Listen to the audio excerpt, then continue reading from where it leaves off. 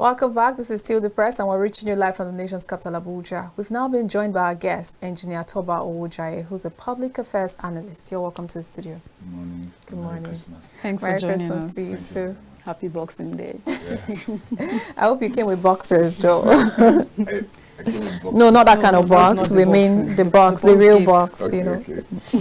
Our viewers, be informed that our phone lines are open for you to call in and make your contributions known, and probably even tell us how your Christmas went and how your Boxing Day is coming along.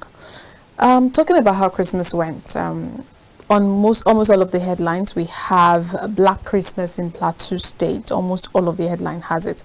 I have this on Daily Trust that says 145 killed as bandits attacked 23 Plateau villages. Residents seek international community's help, and Governor Mufwang urges vigilance, take ownership of security, defense chief tells Nigerians. Now, talking about these statements coming from the defense chief to Nigerians that we should take ownership of security. And the president is also came out yesterday to tell us that we're moving into a dawn of prosperity, progress, and all of that. Yes. How do we begin to consider moving into a new dawn when security seems to be something that will never be solved? Because that's what it's beginning to look like. At some point, we felt like, okay, there's peace, and then at least we're beginning to record a downtime when it comes to the insecurities. But now with this kind of attack on the eve of Christmas and making all through into Christmas, even in Katsina State and in Plateau State for Christmas, how do we begin to align all of these and see a light at the end of the tunnel? Plateau State has always had issues in the communities because it's a very lush environment. So herders who move along with their cattle always usually have clashes. But 145 is not a clash. Somebody somewhere planned it. So you can't mistakenly kill 145 people. It's not just, and in different communities. So this is planned. This is part of why we keep pushing for state policing. I know state policing may not be given a straight hand at the beginning, but what we can have is like what we have in the Yoruba axis, Amotekun. We can have something that is a regional, yes, a regional security that is not controlled by just one governor, that has like 6 governors in the region controlling it. Then the governor cannot just use it for his political wishes and anything he wants. There will be 6 governors. So there needs to be something in the north central. Okay, so that's like something regional. Yes, regional, that provides another level of security. This cannot continue happening. 145 people cannot be a mistake. We've had a lot of Christmas bombings. We don't have that now again. But this is hard to meet if you don't have these things there. These are rural areas. Sometimes some of the villages you have to move drive for like 30 minutes before you get to the town. So if it happens there, they can't even know that it's happening in other villages until the news later comes to fore. So this is really bad. We are trying to drag investors into Plateau State. How do you tell an investor to come to a state where it hears that 145 people died on Christmas? So it's counterproductive for the country and for the state, and I condole with the governor. He's going to not have a sweet Christmas, but he needs to now be more proactive on intelligence, drones, use drones, use tracking, use intelligence. Intelligence is my own option to all of this. If you have intelligence, you can preempt a strike, you can get some feedback on a strike, and then you can know what to do, or else there's no way to handle 23 communities at once. Okay, so what about the place of where there are 4 intelligence reports and nothing is done about it? Because we've heard of several attacks like this where they are giving intelligence reports ahead of time, but nothing eventually happens. The mishap still gets to go through successfully. Do you think there's something we're doing wrong as a nation, something we're doing wrong as a community, as security experts, and as Nigerians in general? Of course, where 145 people die, we're surely doing something wrong. Even if 5 people die, we're doing something wrong. So what I expect is the government to look at the state of things, look at their intelligence per village, per local government. these things cannot continue happening. If you have a motion drone that detects movement, you can tell when the people coming are not part of the village. Every village knows themselves. That's one of the things about villages. If you come in as a stranger, in 2 days or 3 days, they know you. They know this person is new. So these are the things we must push for. We can't just have people who just come into a village, kill people, and go back. Okay, so there's this excerpt, I beg your pardon. I want to read it out to you. It says, this is coming from Governor Mufang of Plateau State. He says, from intelligence reports available to me, at least 50 persons have been killed in Mango and Bokos in the last 48 hours. This is unacceptable. Enough is enough. These stupid, senseless and unprovoked acts must stop. That's an excerpt on the inside page of the Punch newspaper, page 7. Now, it says intelligence reports made available. Why is it that we work with a post-intelligence report and not a pre-intelligence report? Okay, let me try and, this is hard because I'm on air, but let me try and say what I think I know is the back end of all of this. There are two people who lay claim to Plateau. Plateau is a wonderful place. Have you been there? Of course I have. The land is wonderful, the weather is wonderful. They call it the small London. Small London, it's wonderful. So the rural areas have good land, good everything. The herders claim they were there for years. They used to pass through that route to graze. There was nobody in those villages. It was just them that were grazing through those lands. The herders have their own routes around Africa. You have your own African map, but they have their own map that they go through and they migrate. So in their own map, they claim that Plateau and some places are major stop points for their own, and this has gone on for centuries. Do you understand that? So very well. In that light, they see you as the settler and they as the owners of the place. So this is the drag now. Someone says, yes, I was not in my village to know whether you were there 100 years ago, but I'm here now, and I've been here for 80 years, and I speak the local dialects, and you don't speak it, so you cannot lay claim to your 300-year roots in my hometown. So this is what is bringing the clashes. These clashes will not stop until it is addressed. I really have an issue with the fact that in this century, we are not ranching. We still are not ranching cattle. This will not end if we do not get to ranching cattle. Cattle is not a national business. I will repeat it again. It's one of the businesses owned by individuals. It is not a national business. Nigeria cannot be held ransom to one business. They should find a way of changing the breed of cattle. That's another whole discussion. This breed of cattle must move. This breed of cattle cannot be kept. So they have to move, for them to stay healthy. And which is the problem? Let's change the breed of cattle. Let's get a cattle that can be ranched, that gets fat when it stays in one place.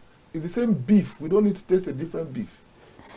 These are the things we need to fix in Nigeria. We can't continue having these clashes. This is not 1942. Okay.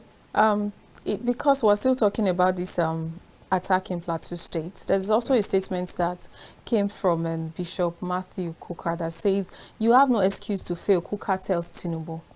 Now, these are warnings.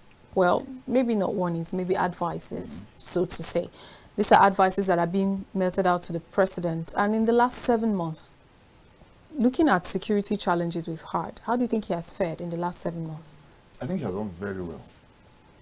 You see, you need to know what a man is up against to know how well he has done. In my opinion, he has done very well. First thing he did was to share major positions to all the 6 geopolitical zones. A position went to the Navy from Cross River. He picked a Southern Kaduna man as the Army staff, Chief of Army Staff. So he shared the positions around. If you claim your people are being killed, I have given you the position. Prevent your people from being killed. Yeah. There are minorities there, protect them. Okay. So he has done that part in that aspect. The president can now not go around with help forest to forest trying to fix that. All right, please give us a minute. Let's quickly take this call. Hello, good morning, Elder Zion. Good morning. Merry Good Christmas to morning. you and happy Boxing Day. Merry Christmas, sir. Thank you. Happy Christmas for you all. Thank to you, Elder sir. Zion. And how was the weekend? It was great, and yours? Hope you celebrated very well. Yes, we Elder did. Zion, we're here celebrating Okay. in front of your screen. It's a pity. It's a pity. The road is very long. I wanted to throw some pieces of mud to you people.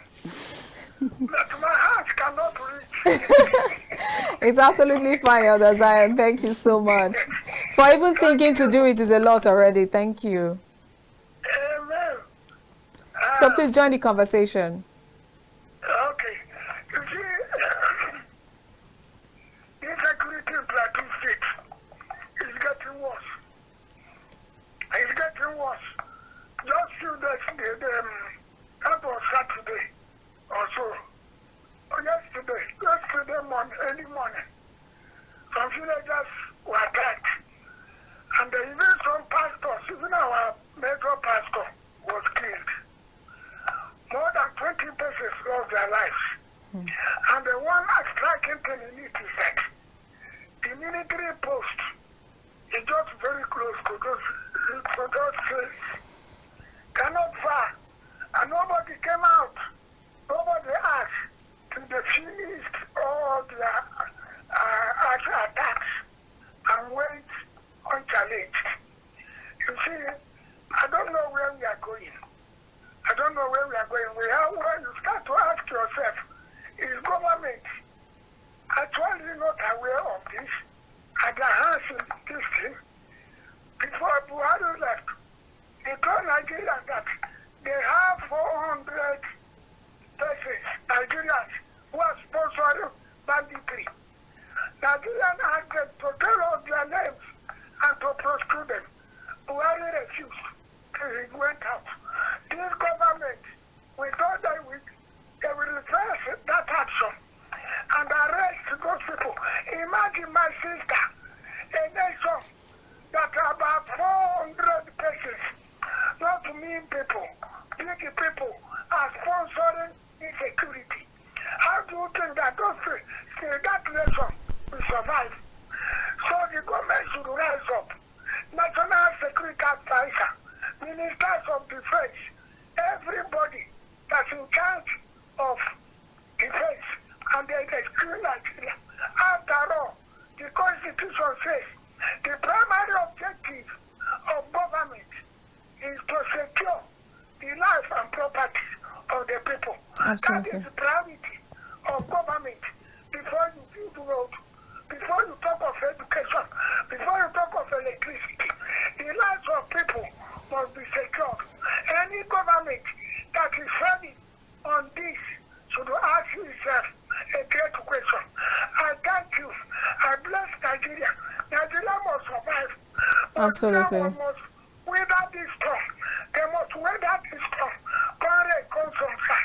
In Jesus' name. Thank you very much. Thank you, Elder Zion. Continue to have a very great occasion. Thank you, Elder Zion. We appreciate Thank you, you. sir. Thank you. Thank you. Elder Zion has said it all, just like I was asking earlier about the assessment of President Tinubu's administration so far. Like he also said, the first priority of the president, of a government, is to ensure that you secure the lives and properties of the citizens of the nation. So in the last 7 months, would you say that this administration is tilting towards that? Yes, I would still maintain that the president is doing a good job. This is an attack. An attack is like a hit and run. A hit and run is not very easy to except to establish a pattern. A hit and run can happen and backtrack. The president needs to find out what is the root of this insecurity. We've had this thing running from this. It basically started in a bid to remove ex-president Goodluck.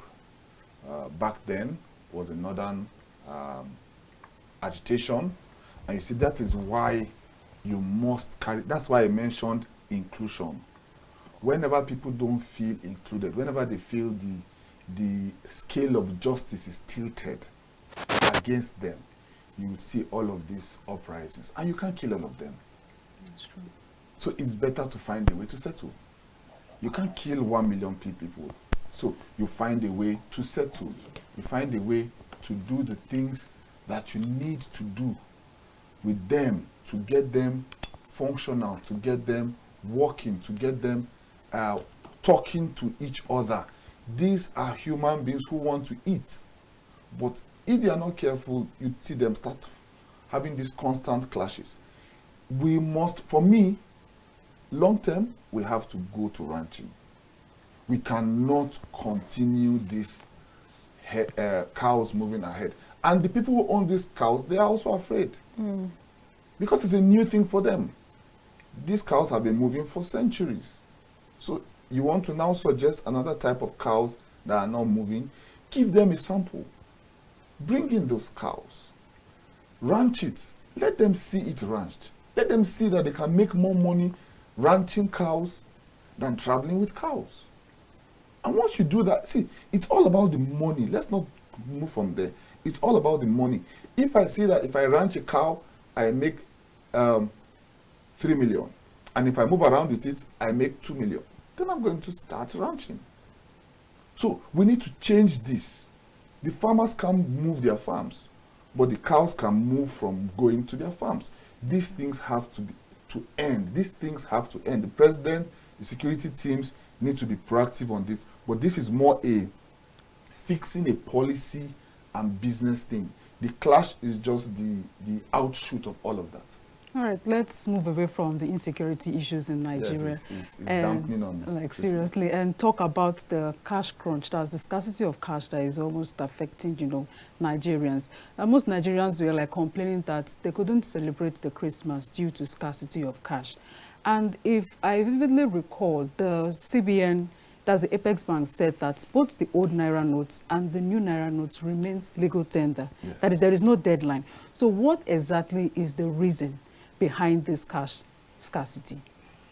To be honest, I don't even know myself. But let me just say the things that I think. Nigerians are Christmas spenders. Okay. We spend a lot in Christmas. People want to have cash. People want to spray cash. People want to give cash.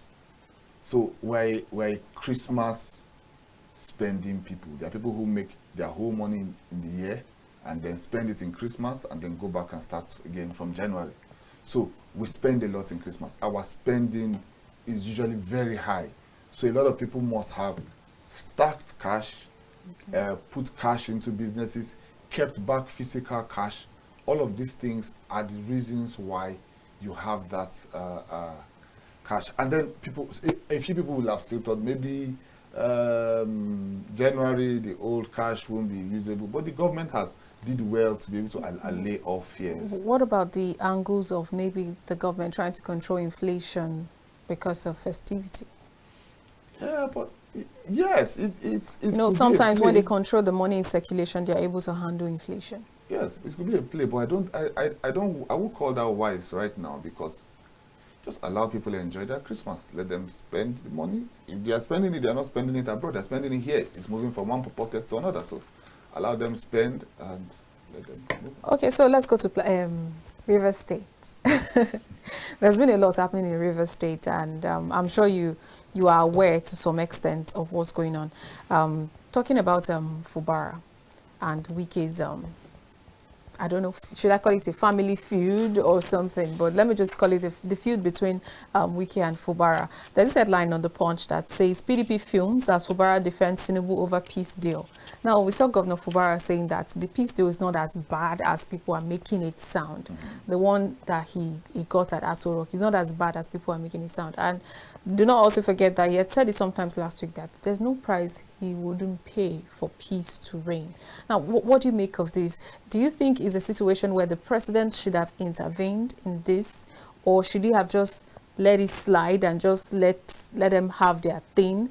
because people are still bringing back his own antecedent of when he had issues with the president, the then Obasanjo, during his administration. He stood his ground and he had people support him, and he never bowed to the president's order. Instead, he stood on his own, and then he was able to pilot his own affairs. So they felt like he coming in would seem like an influence on Fubara in a sort of defense to Wike. What do you make of that?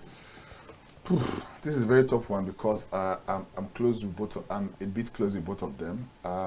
Nobody apart from both of them knows what they discussed and what they had agreed before. And Wike will always say agreement is agreement. And Wike is a man who doesn't back down on a fight. It took Tinubu to get him to back down on this. Wike is and you know, I've tried to also make call for peace and this, and they told me, see, look, in Rivers, we settle things by fight. I'm like, no. They said, no, this is how we settle it. One person has to become the man.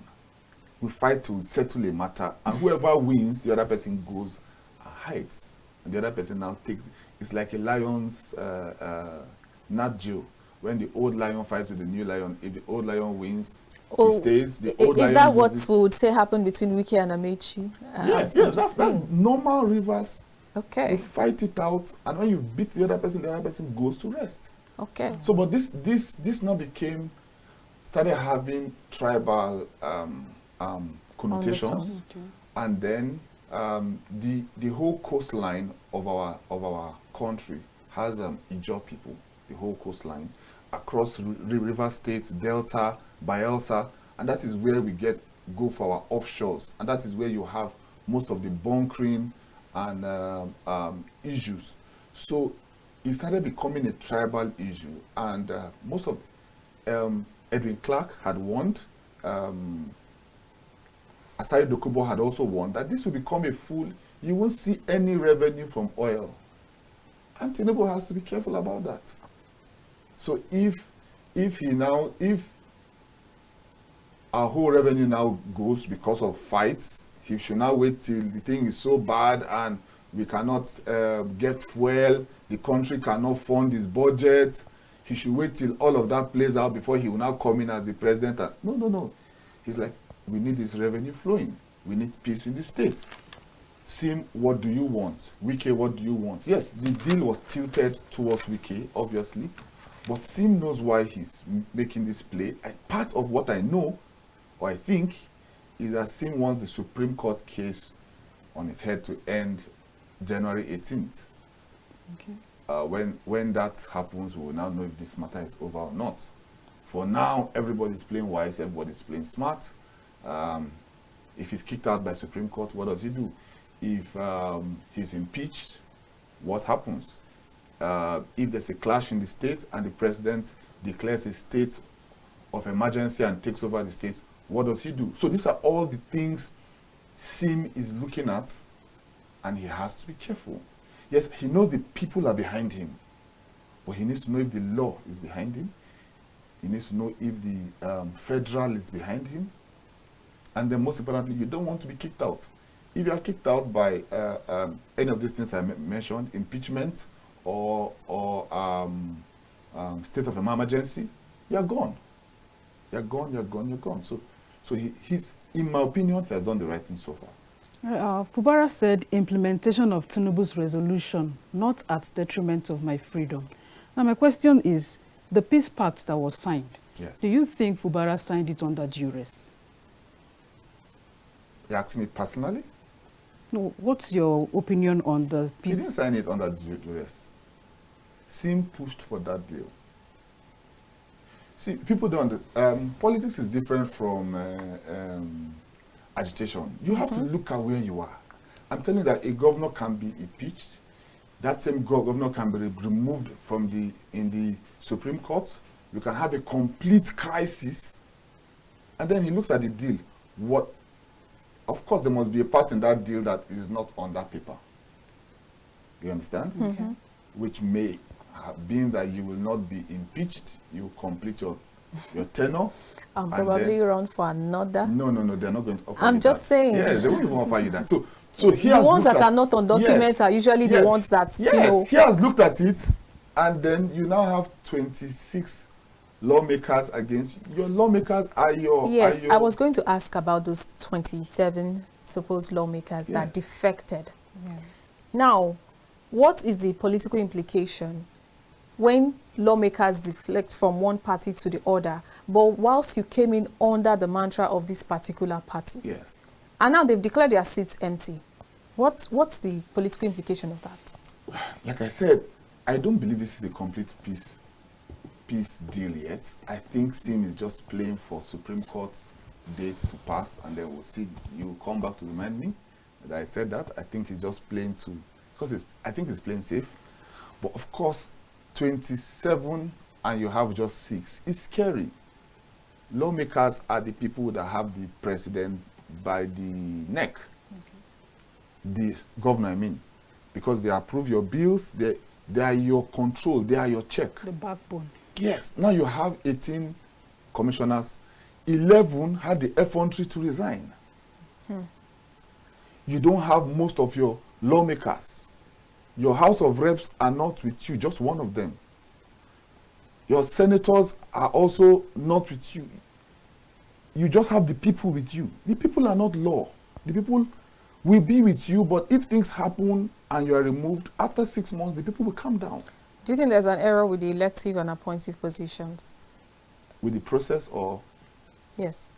Uh, Because these people are supposed to work hand in hand with the governor. So how come they are defecting from one party to the other all of a sudden in the space of just how many months? This is why we call it back end. This is why they are even wondering why SIM is doing all of this in 6 months. Because if SIM has never contested for councillor in his life, I don't think if he was not handpicked for equity's sake, from 1999 to date, power has been on one axis. So Wike wanted some sort of fairness. Let power move this way. And so he picked SIM from the other side. SIM didn't have the political strength to emerge. So they wanted him to stick to some terms and some agreements, retain the team that has worked, let them work. Your next 4 years, you can change the team. But you know, all of these things are power. Once you get power, you become a different person. And then, yes, Wike is a bit overbearing. I can also attest to that. But it will play out. It will play out. I am just happy it didn't play out with more violence, with our oil rigs being tampered with But our there are revenue threats going anyway. down. There are threats coming from River State already that if this does not happen, this is going to happen. Please let's quickly take this call. Okay. Hello, good morning. Hello, good morning. Hello, good morning. Good morning. You're welcome to the press. How was your night? Fine, Chifareo. You're welcome. My Ma- name is Chipareo. Please join the conversation, Chifareo. Happy Boxing Day to you. They say if you think politicians will solve your problem, you are making a mistake. And that politicians are our problem. Let me quickly go to what your analyst said a while ago about what is happening in Plateau. Let me tell your analyst, he is saying that the president cannot go anywhere. Let me take him back to memory lane. What brought APC government was the insecurity, the accusation they were accusing Jonathan, including Bola Tinubu. But today they are the other side, and they are not saying that they cannot move everywhere. I beg to disagree on him. You see, this particular government came on the platform of propaganda. The propaganda they carried against Jonathan about insecurity, it is what is haunting them now. So he cannot tell me that perhaps Tinubu cannot go anywhere. Let him solve the problem of insecurity. They came in because they thought Jonathan was not doing enough. That is exactly what brought APC government and Tinubu on board, even Buhari. And unfortunately, the security became very endemic, more than what even happened during Jonathan time. Then let me quickly go to Rivers. You see, what is happening is in Rivers is power tussle. They should tell Wike to go and sit down. The governor, the sitting governor, should be very careful of the agreement he is signing. they want to adopt a one-party system in Rivers, and they want power in Rivers. So the governor should be very careful. Let me tell you, those commissioners who resign under the governor, they are all supporters of Wike. Wike had made himself a small god, and I know very well, sooner or later, Wike will come down. Look, let me tell you one thing. Wike will even be removed as the Minister for Federal Capital Territory with his utterances and his bravado. I'm telling you that people in Rivers also, they should steer away from Wike and even Bufara. They should now form a new government, taking into consideration what has been happening in Rivers since 1999. The people should now look for another way of governing. They should jettison Wike and even this present government, because it is not going to do them any good. Now there's going to be a tribal war in Rivers between the Ijo and the other group. And if care is not taken, it will be explosive. Already Bola Tinubu is looking for a way to have a hole in Rivers. So the river people should be very careful and know that they don't have their interests at heart. What they want to do is to make sure that they hold Rivers, not maybe signing all this peace accord. The peace accord is not going to help the governor or the people. The people should jettison both of them and come and form and look for another neutral ground. God bless our country, Nigeria. God bless you too, Chief Farrell. Thank you so much. You know, these things he said, it's part of that reminds me of a statement that Chief Edwin Clark made a few days ago on a national broadcast. He was saying that Wike is a two-faced man. He's neither in APC nor in PDP, because he said they are trying to make Rivers State a one-party state. So he's saying Wike is neither here nor there, and they need to be very careful. Those are the allegations against the FCT minister. And he's also saying the same thing, that they're trying to make Rivers State a one-party state. Do you think that that's even possible to start with? I don't even know which of his issues I should say. You see, there's a difference between politics and activism. Okay. An activist sticks to his position, come rain, come sunshine. But a politician has to always shift ground, because he is the one backed by law and governance. I've told you, Sim has looked at what is on ground. He has looked at every legal point he needs to avoid. He has a case in Supreme Court. He had not resigned by the time he was supposed to have left being an accountant to contest. He has a case in Supreme Court. He can be removed there. If violence erupts in Rivers State, he can be also removed there. So he has to be careful. Yes, an activist can just say, we no go agree. But a governor has to sit down and look at how the state is run. If I take this deal, what do I lose? What do I gain? These are things you have to take. Every father in a house cannot just get the whole money he gets in the house and goes to spend it. He has to think, what is the best thing? I'm paying school fees in 1 week's time. What am I going to do? Sim has to sit down and count the cost. And I think Sim has done pretty well for a first-timer and a young man. So you think he's doing great right now? I know people are not happy with him. He knows people are not happy with him. But he understands politics. He understands what will play out. He understands who he's fighting against. And if our chief says they should remove him, 2027 will be here to see how you remove Sim and Wike 2027. I'll be here to see how that plays out. All right, so let's talk about something else. Yes. The investigation of the private investigator that President Bola Ahmed Tinubu actually hired to investigate the central bank's governor. Now, there are conversations and allegations that has become, let me borrow Ian Pepe's kata word, let me borrow that has now, you know, it has sprayed mud on even the ex-SGF, is on even the CBN governor himself, that he has foreign bank accounts with about 593 banks and all of that. But he rejected it anyway. Do you think that there can be smoke without fire? These are just mere allegations. I really don't like the way they are throwing things to the media, and the media is also not really helping. The media picks up rumor, posts it on one group, and another one picks it up, another picks it up, and then mainstream media also now picks up in the competition for hype what they have not verified from source. What source gave them this information? The source should come to the TV.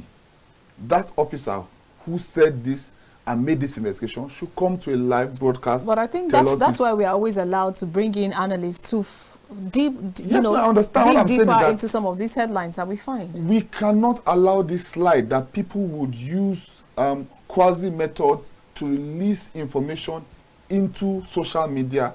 It finds its way without any serious scrutiny and fact-checking, and now gets into main media, and now forms the mentality of the people that is now hard to break.